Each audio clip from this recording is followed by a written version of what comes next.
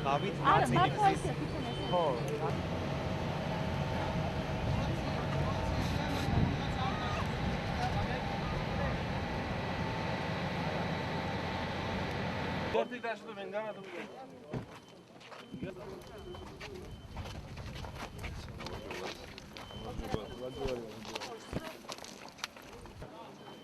მადლობა ბატონო მინისტრო ამის სენაკის საკავშირებლად ეს ნამდვილად სასიცოცხლო გზა იყო. დავაი წადი. წადი.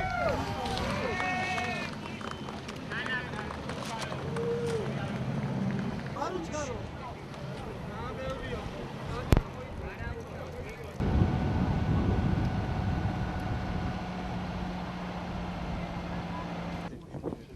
საავტომობილო გზის 17 კილომეტრიანი მონაკვეთი 5 სოფელს დაუკავშირებს მუნიციპალურ ცენტრს. ამ გზის მეშვეობით 7000-ზე მეტი მოსახლე უსაფრთხოდ და კომფორტულად გადაადგილდება დღეიდან. აგრეთვე ვაგრძელებთ დამატებით ახალ მშენებლობას, რომლის მეშვეობითაც 15 სოფლის მოსახლეობა, მაღალმთიანი სოფლის მოსახლეობა დაუკავშირდება ადმინისტრაციულ ცენტრს. რეგიონული განვითარების და ინფრასტრუქტურის სამინისტრო 2012 წლიდან დღემდე 554 კილომეტრი გზის რეაბილიტაცია განახორციელა და მათ შორის ერთ-ერთი უმნიშვნელოვანესი მონაკვეთი ეს გზაა სწორედ. დღეს სიმბოლურად მოყვარულები გახსნიან ამ გზას და მის ხარისხს გასინჯავენ. აღსანიშნავია, რომ ამ გზას საკმაოდ დიდი ხანია ასფალტის საფარი აქ არ ყოფილა და ძალიან ბევრ ადგილზე იყო მეწყერული მომენტს აშუქებები. Ძალიან გამაგრდა ნაპირსამაგრის სამუშაოებით გზის არსებული ნაპირი და შეეხება სამუშაოების დაწყება დასრულებას, იგი 2013-ში დაიწყო და უკვე 2014 წლის ამ დროისათვის უკვე დასრულებული. ასევე აღსანიშნავია, რომ ჩვენ უკვე ვიწყებთ გზის ამ გაგრძელებას დაახლოებით 7 კილომეტრიანი გზის ახალი მონაკვეთის მშენებლობას, რომელიც ჩვენ თემშუგან შეგიძლიათ დაინახოთ, თუ როგორ იწყება იქ სამუშაოები.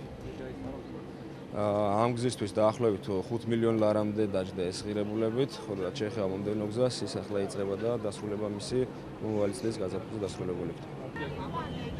ეს გზა დღემდე იყო გაუვალი, ჭირდა ორი მუნიციპალიტეტის მარტვილისა და სენაკის ერთმანეთთან დაკავშირება. არა და ეს გზა სასიცოცხლო გზა იყო ორივე რაიონისათვის და დღეს ბედნიერია ორივე რაიონის მოსახლეობა, რომ აქ გაკეთდა ასეთი კეთილმოწყობილი გზა და რომელიც კიდევ გრძელდება.